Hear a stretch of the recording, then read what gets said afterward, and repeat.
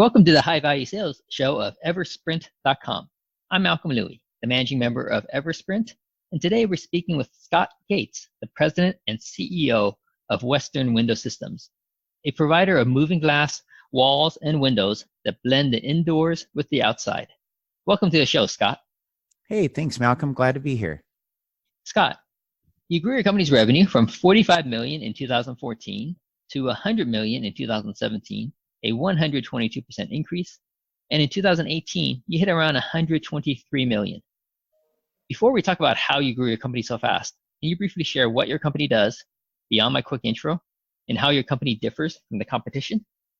Absolutely. So we are a specialty window and door provider made primarily out of thermally broken aluminum. So if you think windows and doors, when you go in a home or into a commercial project, the raw material that makes up the product is a lot of what serves the design functionality.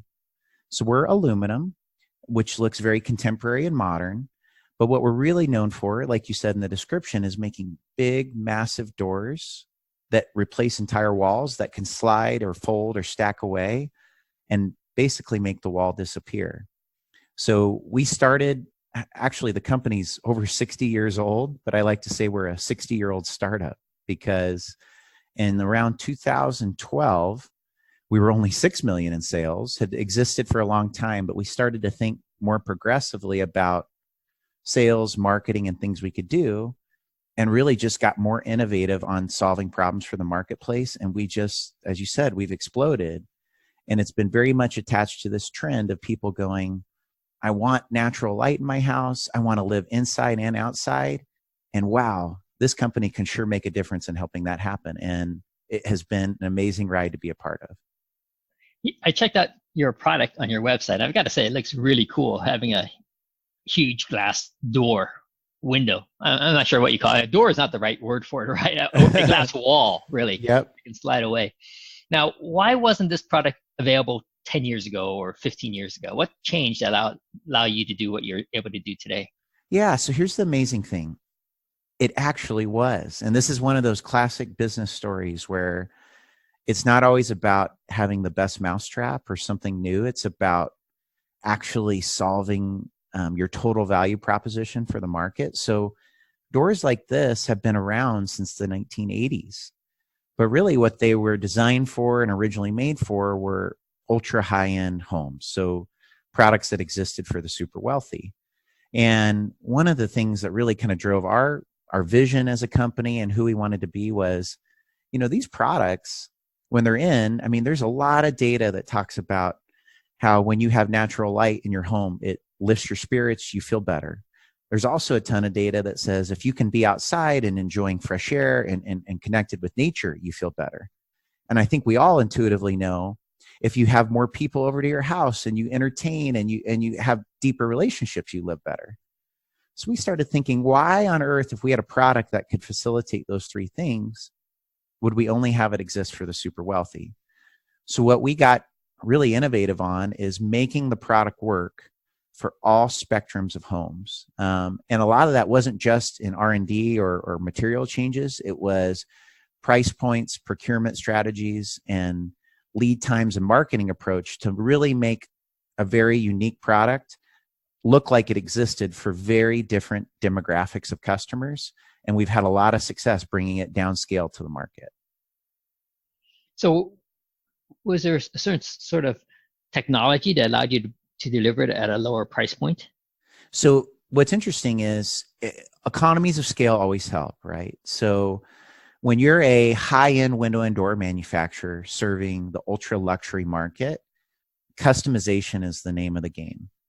You can't buy things in bulk. You really kind of say yes to one-off requests because the way you win in the market is by doing things that a larger scale manufacturer wants to do or larger scale manufacturer is incapable of doing. And that had been our core business for 20, 30 years. But what we started realizing is you can still bring touches of customization to a broader market. But if you do so, you can tailor the customization just a bit, make it still feel custom, but kind of limit the wider range of offerings that you have. And with that, you can really pull down your base costs. And we started basically going and presenting ourselves to what we call the broader production builder market, the everyday new home. And in exchange for that trade-off of less customization, we were able to pull down price and really still deliver a product to the market that, while still expensive relative to the items it was replacing, it ended up being a profit center for the customer, which is another big part of the reason we won. And by customer, you're not talking about the end user. You're talking about the home builder. Yeah, that's a good question. So we always look at all the stakeholders. That's a buzzword in business, what we're all supposed to think about. So we've got two core businesses and an emerging third one. So I'll just kind of give you a quick update on that, help the listeners understand. So our core business is kind of the high-end custom market. And then that business, you're serving luxury builders, but we sell through distribution. So we sell through high-end dealers, kind of boutique dealers that are very adept at handling $5, $6, $7, $10 million homes and the window packages associated with that. Well, this emerging division that we created, we call our volume program division, which again, rather than targeting high-end builders, it actually targets the production builders. So that is a little defragmented. There's a lot of consolidation around big public builders. And we really targeted that group with, again, through a dealer network with a different value proposition where we really targeted the builders themselves. So even though we sell through distribution, a lot of our marketing and our focus is actually on the actual decision maker in the process. So ironically, from our research, we found that in the production builder space, the person with the most influence is the production builder himself or herself. In our custom luxury space, the key decision maker is the architect. So a lot of our marketing and our sales efforts and our really kind of demand creation focuses on the decision maker, even though our actual customer is the dealer or distributor. So a little bit different kind of backwards thinking, but it really creates a strong pull-through demand that it's just hadn't really been done before in our space. Right. Now, what's the difference in customization between the high-end custom market and your volume program? Well, this is the neat thing about marketing. So if you think about the car business, right, you've got the Toyota Camry versus, the Lexus model. Sometimes the chassis is still the same, but the marketing approach and the brand can be different. Well, what we decided to do is kind of follow a little bit more of like the BMW model, the 3, 5, and 7 series. So we used our core brand, but what we did is in our 7 Series model or a luxury model, you can have almost any option under the sun, any color you can think of, any add-on feature, a lot of flexibility on sizes, and really 90-degree corners, 130-degree corners, just kind of anything you can dream up, we can do it. In our production builder space, same chassis, same brand, just more limited options. We offer 4 base colors. We procure glass at some standard sizes and really kind of tailored and minimize kind of the options available because we felt like that market didn't need those options anyway. So they got to trade off the brand equity of this highly custom product that goes into, the homes of celebrities and basically tell their customer, you're getting the exact same product, which is true. It's just a tailored set of options for that core business. Right. So when you say something like you mentioned before, something like 170-degree window, what do you mean by that? Yeah. So think about it. When you are building a high-end custom home, you think of these homes that you see on mountains or beautiful homes in the Hollywood Hills. An architect is almost unlimited in what they can draw and design. And when you're spending that kind of money, you want something really unique. So you have walls or angles on a house that sometimes come to a very unique corner. And the architect has to design and engineer in the structure of the load bearing of the roof and the trusses so that roof is carried to a custom angle at a corner. But when that door opens, he doesn't want to see a post holding up that corner of that wall. He's engineered it so that there is no post. And we have doors that will design and meet at that corner and then completely pull away. So you're looking out over a lake or onto the beach, and basically no walls exist even at crazy angles. So almost 180-degree view, unobstructed. Yes. Yes. That's hard to imagine. I guess that's quite the engineering feat. Yeah, it is. And what's amazing is on the days the weather's great, the doors disappear. So there are no walls. You're entertaining. Your guests are in your living room, and then they're also on the patio, and it's just one big party and hub of just amazing weather. But on the days maybe it's hotter or you want the doors closed, you still get to capture your view because rather than looking at a wall, all of it's framed in glass. It's pretty amazing sight to see. Yeah, it does sound really impressive, and I'm going to put that on my to-do wish list. Absolutely. Yeah, I know a guy. I can help you out, Malcolm. Yes, I'm sure you know a number. So in terms of your growth, you had some fantastic growth, 45 million in 2014, up to 123 million or so last year in 2018. Can you share the three biggest drivers of that growth? I know you already talked about some of it, but can you talk again about the three biggest drivers of that growth over the past 4 years, 5 years? Yeah. So this is going to sound, so I'm going to give you the two that are, really fundamental. And I'm going to give you the third that I think is really at the core of being able to keep up with growth, because I think that's something a lot of businesses struggle with. So first and foremost, like I said, we were a 60-year-old company that really had underinvested in branding and marketing and I'll say comprehensive sales strategy. So when this growth started, really nothing fundamentally changed in the products we offer. All that changed was how we told our story and how we approached the marketplace. So my lesson from a business perspective is oftentimes we think, man, if I had this groundbreaking, disruptive product, I could really grow. But oftentimes the disruption you need isn't necessarily in an innovative or new product. It's just in helping people understand why your product can make their lives better, can solve problems or friction or things that they wish they had. So when we rebranded and really started accelerating our sales and marketing, we just grew like crazy. And I remember having a really incredible meeting with an architect who came in and said, because I will say our historical marketing was so bad, it was just it wasn't good. And we had an architect come in and go, man, the changes you guys have made in your products are just incredible. And we hadn't changed anything. We had only changed the way we told our story. So I'd say that was probably the starting point for really being successful. So second, I'll say, again, and this is similar, it's that innovation, which is something that it's a core value for us. It's a core value for a lot of businesses. But I think what a lot of people think about innovation is, again, it's very product centric. So for us, we try to be very innovative across the entire business. So sometimes innovation is not a new product or a new feature. It's a new lead time. It's a new approach of selling. It's targeting a new marketplace, a different type of customer. So we found that when we injected innovation into the business model, everybody got more creative. And we kind of tried to make that happen across the board. And we really felt like, and we, when we launched that volume program, like I said, it was the same product, just with a whole different approach to go to market. And if you're a production builder and you found our product and all of our collateral marketing associated with it and the way we told the story about how they could make profit, it felt like our business existed just for them.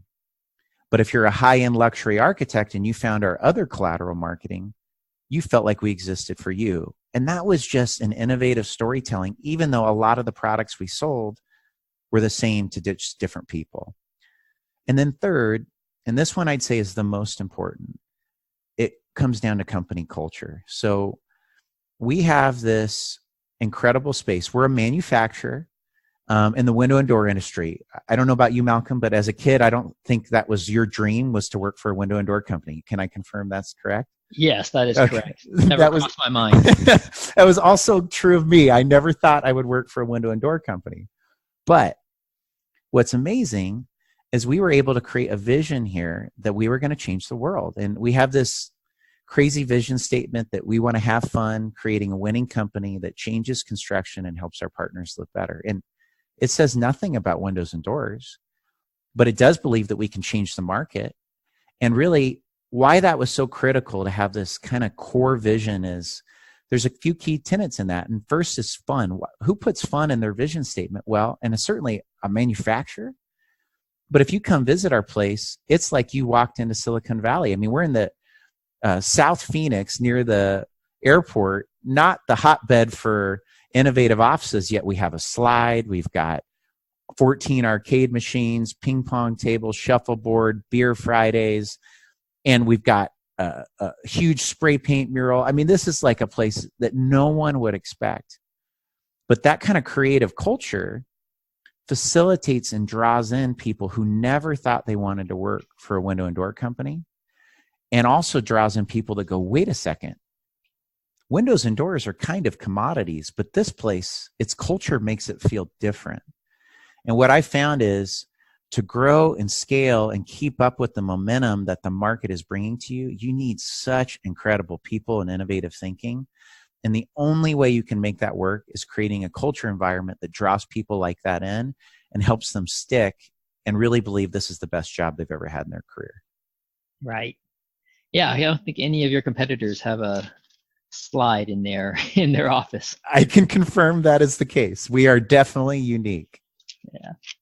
So before you talked about how you change your story about your products that you tell your market, what was it before? Can you recall what the story was, 20 years ago and yeah, story today? No, and it's amazing, right? So the original patriarch that kind of, that's how we refer to him, that kind of created the company. The company started as a glass company and became a window and door company in the 80s. And this individual, super talented guy, well-loved, but he was an engineer by trade. And a lot of our core products today are still standing on the kind of some of the genius of his original designs. But the storytelling to the market was very engineering heavy. So when you got a brochure, you got one picture and you just got all the technical specs. Well, unless you're a window and door nerd, none of that means anything to anybody, right? So it was very data-driven, very product-specific, and really what we tried to change our storytelling to was we're not a product company, we're a lifestyle company. And what we wanted people to see is our house isn't, you're making a purchase here, but our products need to be extension of the life you want to create, not products that have this technical rating, this thickness of extrusion, and this performance data on the finish. You don't care about any of that, right? So we wanted to be a facilitator of the life they wanted to create, and we just really shifted our storytelling to better connect those dots, not what the technical specs were of the product, but how they were going to love hosting their entire family and friends on Thanksgiving or a Super Bowl party and just living inside and outside in their home. And when we did that, people said, oh, wow, this is a great product. That's a pretty big change. It is. And it was a cultural thing. And when I started at the company, I wasn't actually the CEO. I was in again, it was small. I was in a more of a sales type role. The company had never had a marketing hire, and I became our marketing director. And I think my third month on the job. So marketing had just been underinvested in. And the power of marketing is, there's an old Peter Drucker quote that businesses are nothing more or win on no other reasons other than marketing and innovation. And I think to live this lesson of this business, the 60-year-old company that had been the same size for 60 years and then all of a sudden grew, it was the lesson that your storytelling matters, your brand matters, connecting with what your customers cares about matters. And when we did that, it was a shift that really the company kind of got on board with, because it made them more proud of their product as well. They loved our products, but when you start seeing the visuals and the types of homes that we get to be a part of, you start going, wow, we did that. And that kind of change inspires your staff. And when everybody's inspired, you just do better work. Now, how did you overcome the this is how we've always done it, it's always worked well enough for us? What you're talking about is too radical. Yeah, that was a challenge, right? And I think my trick, and this is a great hack for other entrepreneurs and business leaders, was to really define the culture. So I went to this thing when I wrote this vision statement. I think a lot of the long timers that have been here thought I was absolutely crazy. but I supported it with some ancillary material. So I have what I call a culture book, and it answers 3 big questions. And the questions are, what are we doing? Why are we doing it? And how do you fit in? And the what is our vision. The why is that our vision? The how is specific to them. It's our core values. It's what it looks like to be successful here. And I actually require everybody to go through training on that brochure with me once a year on the month of their birthday. We do a birthday party. We call it Cake and Culture. And those types of things allow in those moments, it's very documented and specific. So when we say excellence is a core value or innovation is a core value, we try to give specificity to what that means. And in those moments, it's very Socratic. I go around and I say, let's talk about this. How do you try to do that in your area? How do you try to do that in your area? What does that mean to you? Do you agree with this? And that kind of fundamental commitment to going, we're not going to be who we are. This is where we're going in the future, really creates a lot of buy-in and excitement of, wait a second. I may have liked the way we used to do it, but man, I really believe in where we're going in the future. And I had to undo some hardwired things, but man, with good vision, you can usually get people to buy in. Right. Now, you were able to do that way back then when you were the newly minted director of marketing? Yeah, well, and it started as a transition. You know, I took over marketing, and then I took over sales, and then we had one of those classic stories where our sales exploded, so then our operations fell apart, right? Where we'd never produced the amount of product we'd ever done in our whole history. So all of our systems got overloaded, our quality started to suffer, and the company really kind of started to fall apart, even though demand was booming. So at that time, the board came to me and said, hey, we want you to take over. And the president and CEO then, who's still one of my greatest friends, came and said, hey, I know you don't know anything about manufacturing, but you're smart and you're a learner, and I need you to step in and solve this. And I just read every book I could on manufacturing, and really, it's not a lot of what I did. It's more about listening to your staff. And as my authority and title grew, best way I was able to lead was just leaning into the staff, making more of a collaborative, people-centric culture that really pulled the best ideas out from our staff and aligned them back to a vision they believed in. And next thing you know, I became the CEO. It's been a crazy ride. Right. So the operational challenges that you had way back then, what was the solution to handle the sudden demand? Well, it's just that sophistication, right? The challenges of scale. All of us growing entrepreneurs know this, but you know, you get so excited, you have an idea that's taking off, and all you want to do is sell it to more people. And man, in those first few years when the sales are booming, you think you're so smart and so good. And then you start realizing, oh, wow, scaling. And at the beginning, you have exceptional customer service. You do things different. And then you start realizing, wait, that was because it took only a small group of people to do it. And we all were superstars and we talked to each other. But as you get bigger, you have to start setting up structure and processes and systems and scale. And really, we just had underinvested there. So it was a combination of things that got us there. You know, we had to finally put in a sophisticated MRP system. We'd invest in IT. We had to really upgrade and automate our equipment. We had to finally start pulling in some expertise and some high caliber talent that had experience running facilities much bigger than ours had been. And again, it always comes down to people. But for us, it was really just kind of growing up into being a bigger company, and all the processes and structure that hopefully don't kill or allow you to lose what made you special, but do allow you to professionalize and scale up for where you're going in the future. Right. Now, speaking of the future, at 2018, you hit around 123 million. Can you share what you're on track to do for 2019? Yeah, we're growing a lot. We think we're going to approach somewhere in the 145, 150 million range, more big growth. It's been kind of a challenging year because we serve the production market, and some of the spooking in the economy at the end of fourth quarter of last year was around housing, and California is a big market for us in particular, and California's had some tough housing starts. But what's been exciting for us is we kind of have this philosophy that we always want to be feeding 3 different horizons for growth in the future and entering new markets. That can be geographies or different products or different demographics or price levels of homes. And we had built in a lot of growth into our business to enter into the commercial market, some growth into the remodel market. So we're excited about kind of continuing to grow and continuing to make the lives better of our partners across the country. How are you growing your business in terms of finding new partners? Well, so like, I'll give you a great example. So in 2017, we came up with this crazy vision that we could innovate and launch 14 new window and door products in 1 year. And the average for a window company is like 1 to 2. But what we realized was people really loved our products.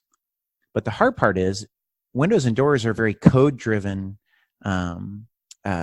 product market. So if you're baking windows and doors in Arizona or California, you have drastically different needs than if you're making them in Florida, where you have hurricanes, or in Washington State, where you have colder weather and colder climates. So the deliverables of a product type can be very different. So ours was very Southwest optimized. But the demand for products like ours were coming from all across North America.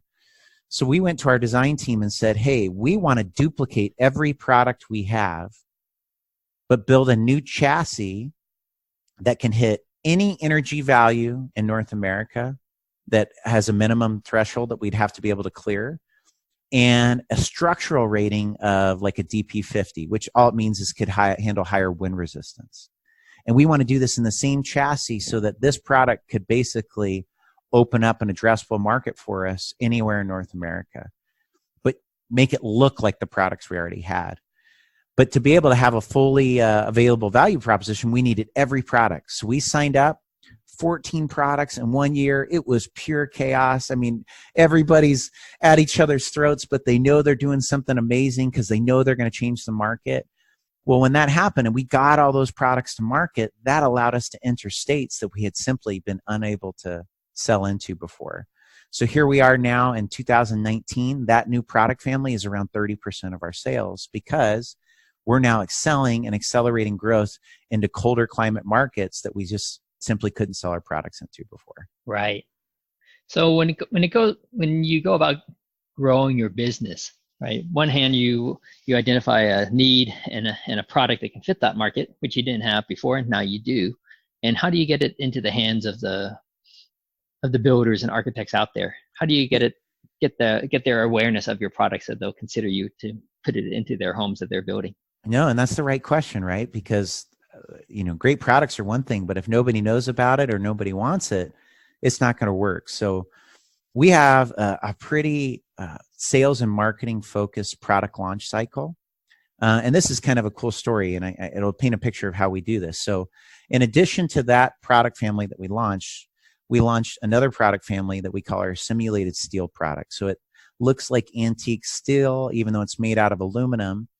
And we had this unique challenge where we didn't have a lot of photography in product samples that we could use to trade on that story. So our marketing team created this kind of watercolor, kind of visual paintings and storytellings of this products because we didn't want to wait to start creating demand until we had a portfolio of products in the field. We wanted to create demand to accelerate sales well before we had anything to actually even show the market.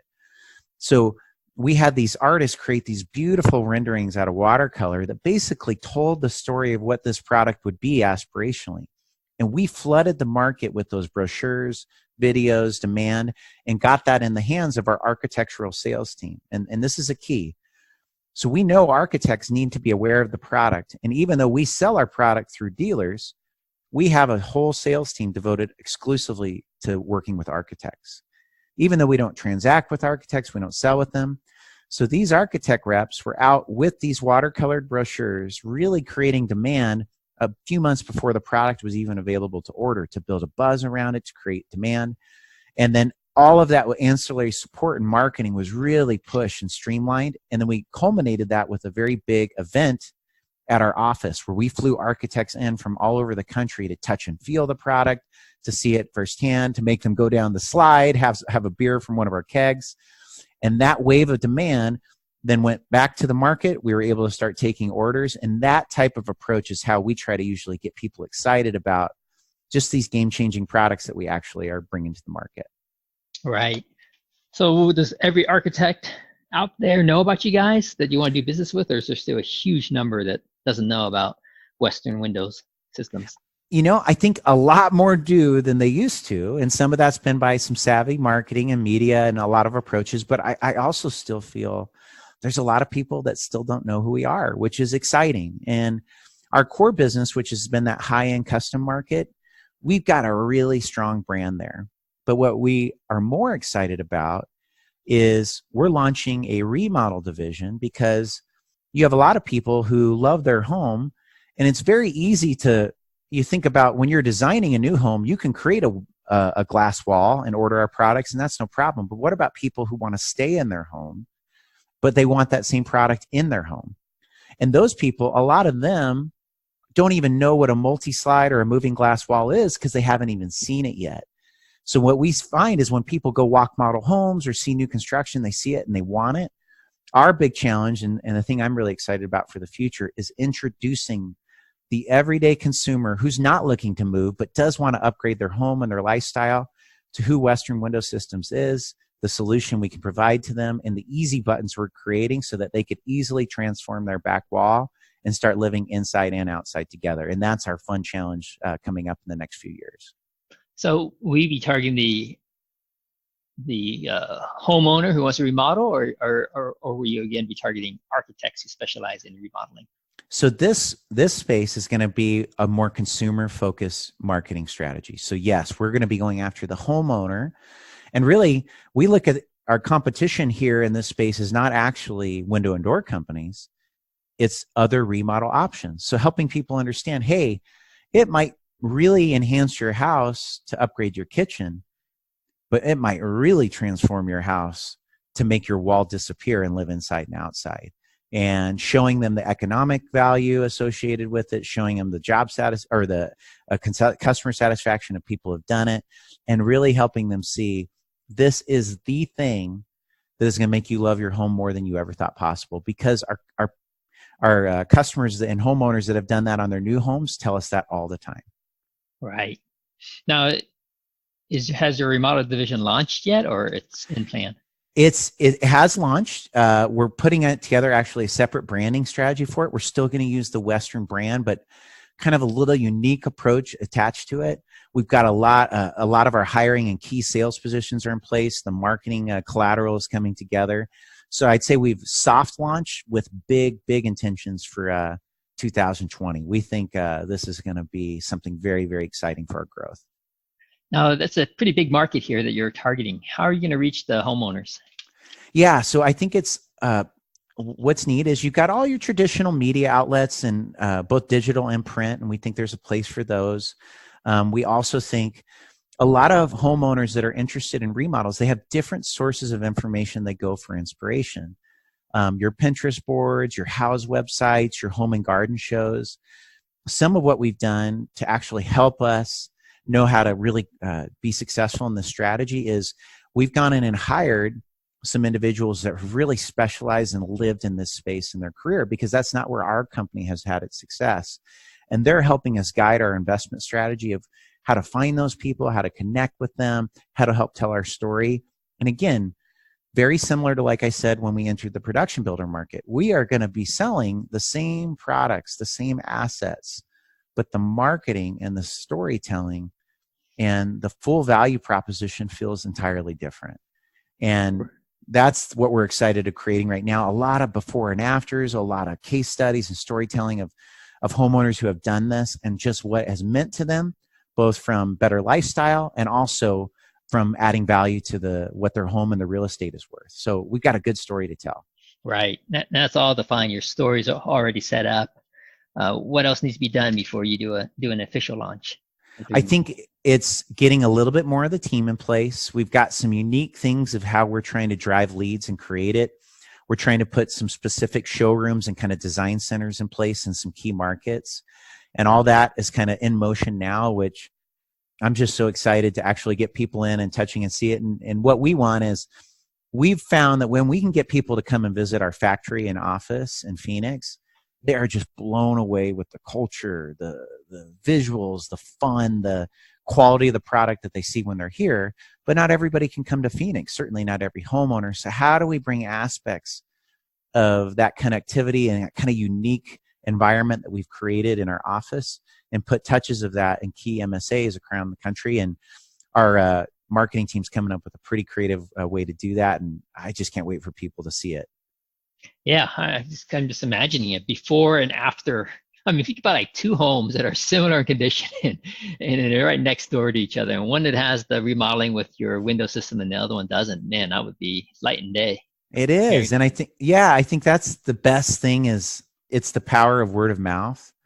It's like this is what I say whenever I recruit anybody to come work here, or you are literally changing people's lives in ways that you can't even imagine. And who thought that a window or a door could change someone's life? But it can, in some of the best ways. And you start thinking, wow, increasing my investment, but more than anything, it's making me get outside more.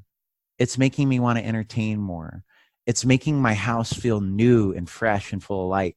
Like, there's just not many things more important to anybody's individual portfolio than their home. And if you can help people love their home, man, that's something worth getting up for every day. Oh yeah, definitely.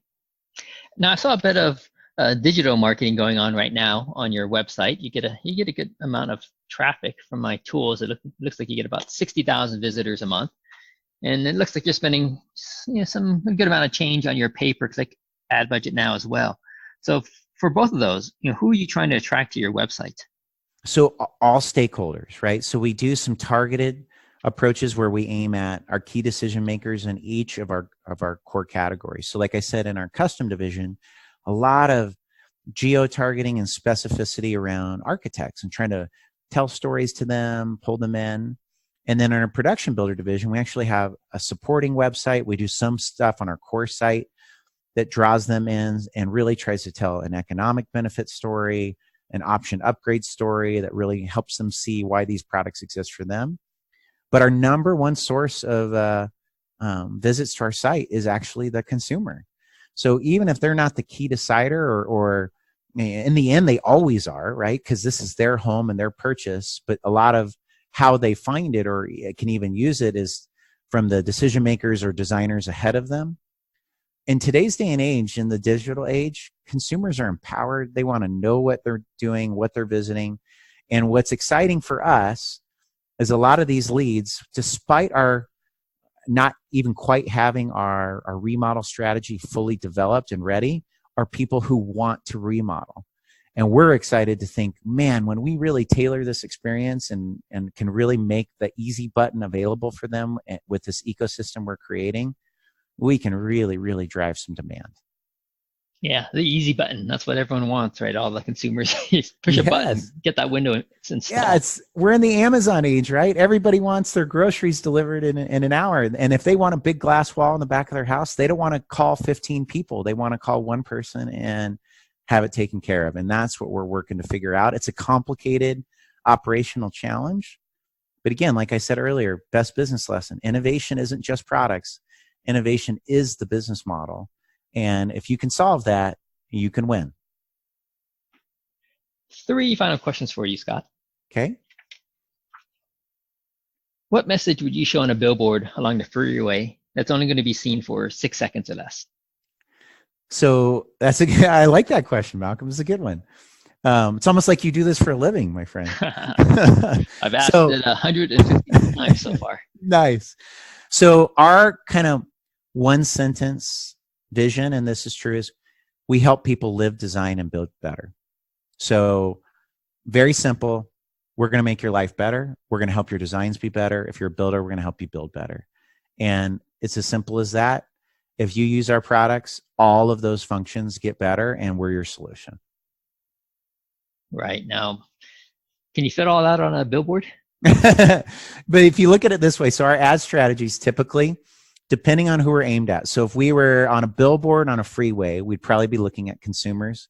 It'd probably be a shot of one of our doors, very photocentric with our logo and the words "Live Better." That's it. That's all it would say. Yeah. If it was a specialty freeway that only architects were able to travel on because of some modern society where they had their own traffic ways, it'd probably say "Design Better." And if same thing for builders, it would say "Build." But it's that we do it better, and whatever the key adjective is that you're looking for consumers, it's live. We're your solution. Right. Yeah, as we were doing our interview, I was thinking about the billboard question and possible ideas for it. 60-year-old startup. No, that one's pretty good, I thought. Yeah, I like that too. And even kind of, there's a little bit of a hook of, like we say, this is a little taste of our culture, and maybe it would work on a brochure. But instead of giving out cheesy swag to our customers, our vision is to have fun and help people live better. So one of our most common gifts is a set of cornhole boards that have old 1980s arcades on it with our logo, and they say "Have fun" on one set of cornhole boards, and they say "Live better" on the other. Like, that's who we are. We have fun and we live better. Yeah. What were those boards called again? Yeah, like, have you ever seen the Beanbag Toss game where you play cornhole or bags, whatever you want to call it? We have those all throughout our office for people to take breaks. We want our customers to have it in their offices. We just want people to associate us not as a logo or a window company, but as a company that has a lot of fun hanging out with people. That's who we are.